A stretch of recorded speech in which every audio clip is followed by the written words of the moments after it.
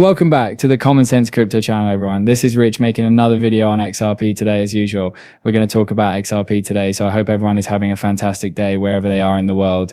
And this from the Crypto Basic is where I have to start. It wasn't XRP back then. It was still known as Ripple Pay. According to pundits, XRP is the only project Satoshi ever considered fascinating. I believe that people are bringing this up now because they're sick of the XRP mega FUD. The things that they are presently saying are so absurd that it's becoming absurd. However, it's good to note that Satoshi himself found XRP intriguing at the time. What's happening here too? In the past year, XRP has outpaced Bitcoin, according to the Bitcoin Therapist post. Do we need to worry? They are drawing attention to the difference in price between XRP and Bitcoin. They fail to understand that as new investors, they are not investing in Bitcoin. They are investing in something that will allow them to construct a respectable bag. No one is going to come in here.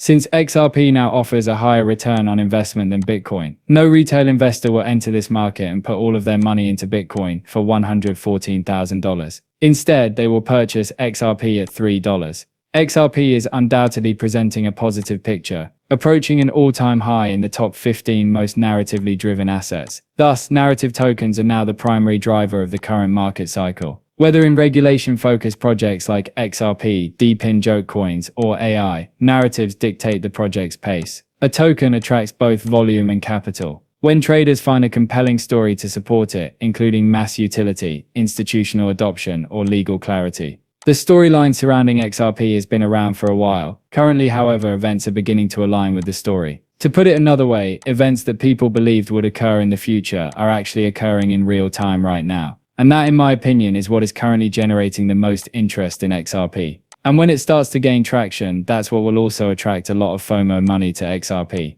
I received this earlier today from XRP Simulator.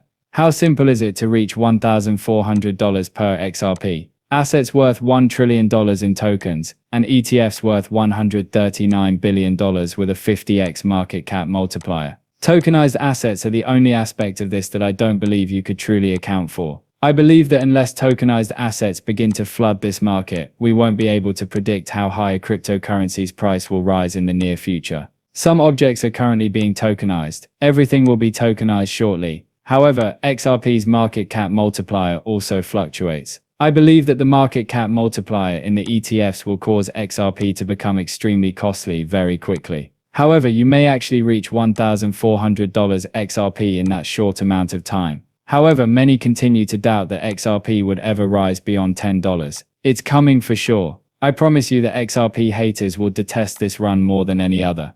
As XRP investors, this is going to be the best run we have ever witnessed. Jay Clever is the source of this. The classic utility versus speculation argument is no longer relevant in the cryptocurrency market. While significant change is taking place in the background, some people are still stuck there. Utility projects are constructed for practical applications. When the market realizes that utility is going online, it will make its next big move. At that point, genuine long-term value becomes accessible. And I concur with that. I believe everyone's opinion in the cryptocurrency field will shift as you begin to see the true worth of utility. They constantly remark, well, I don't see any utility happening for XRP at the moment. All of this is happening gradually because a whole new financial system is still being developed in the background. Crypto is at its blockbuster versus Netflix moment, argues Brian Armstrong. Businesses are currently adopting cryptocurrency and going on-chain because they want to. They understand. The other companies will soon be frantically attempting to catch up. They must go on-chain, so they will.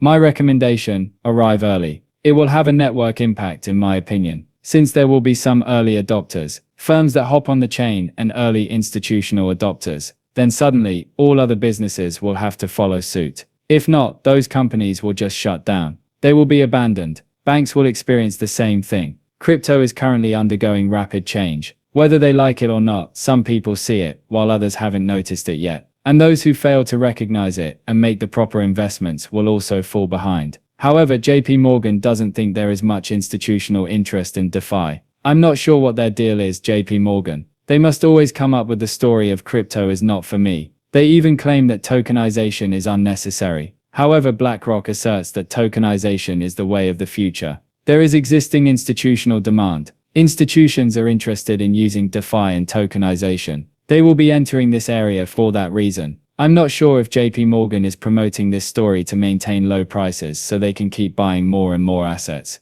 or anything, but I am certain that Jamie Dimon is aware that tokenization is the upcoming big thing in cryptocurrency. They're merely using a different story, in my opinion. It appears that Mark Yusko made the decision to attend Caitlin Long's party. Listen to this out. It's quite circular, isn't it? Everyone thinks, oh, that's stupid, after the individuals who started this business spun out of Goldman Sachs. It will never succeed. And then it just goes quietly. Everyone knows that I'm not a fan of Brad Garlinghouse, and I probably shouldn't say that, but I simply amn't. But it's off because of the way he handled XRP, as you know. It was up like amazing, I told you. From 220 to 265 it went. Get away of here. However, in the past year or so, he has begun to take this greatly inflated asset and do something fascinating with it. Alright, was it truly something he made out of nothing? He owns numerous ICOs and uses the inflated currency to purchase legitimate businesses. With Core Scientific, it's similar to what CoreWeave is doing.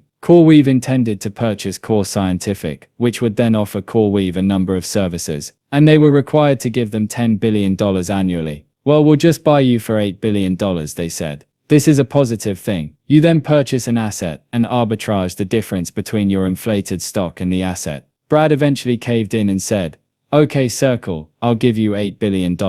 Additionally, Jeremy says, ha, yeah, you wish. And everyone says, no, that's a huge amount. It was just worth a few billions of dollars. He's also giving you 8. Like no, he actually upped the bid to 16 a week later. And everyone thinks, oh my god, maybe they ought to accept it. And Jeremy says, no. They then go public. They range in age from 16 to 80. Alright, no, I apologize. They bumped from 10 to 80. In just a few weeks they increased 8 times. They have now retreated, and although there are only 50, it is still a lot more than 16. The first thing he isn't telling you is that there isn't any evidence. Brad made a 16 offer. I'm not entirely sure, but I believe Brad even stated that they offered 8, which was the highest amount they were prepared to offer. But the issue with Circle is that it has persistent issues. $1 billion of their earnings are still being taken by Coinbase. Even the other man at Circle was selling off merchandise when it had already reached its peak. In other words, they were essentially profiting off Circle. That's what occurred. However, Ripple has no initial coin offering, ICO. Even though everyone is aware of that, these individuals continue to promote that myth. Additionally, note that we stated that XRP is an inflated coin and asset. The value of XRP is low. Additionally, they continue to promote the notion that Bitcoin is the sole legitimate cryptocurrency. Tether, which powers Bitcoin, was created out of thin air. The price of Bitcoin then rises once people invest that money, that funny Tether, into it. They must continue to support it. Simultaneously, they maintain the hype engine in order to attract as many retail investors as possible, as they all require exit liquidity. When XRP takes a huge plunge, these individuals won't be noticed. Wait till later in this cycle, if possible. When XRP is soaring, bank after bank will suddenly start discussing how they have been working behind the scenes with Ripple for years because they are all still under NDA. Hold off till the news starts coming in every day. The issue is that these individuals are furious because they never believed that Ripple would win the case against the SEC. They believed that XRP would eventually be considered a security and would be extinct. We are aware that it is not a security, but it has returned and is posing a threat to their valuable Ethereum and Bitcoin. Furthermore, Ripple is currently posing a serious risk to the financial industry. You have Caitlin Long because of this. She is upset that she is unable to obtain a bank license, but Ripple will probably be given preferential treatment. Why? Because the elites are in charge, and we have an investment in them. They are already aware of what will occur next. What will happen to each of the big crypto bills. Thus this week,